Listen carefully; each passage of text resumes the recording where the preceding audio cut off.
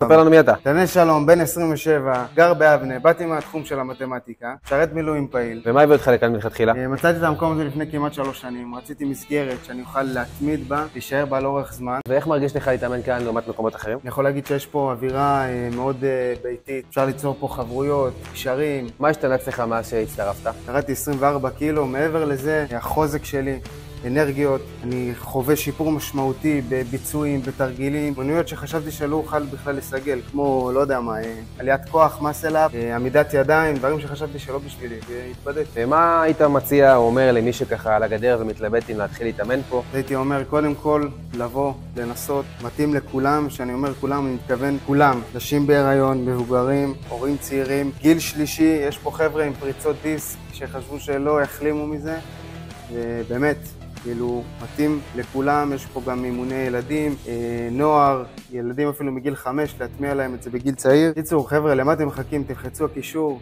תגיעו הנה, אנחנו מתחילים, ברגוע.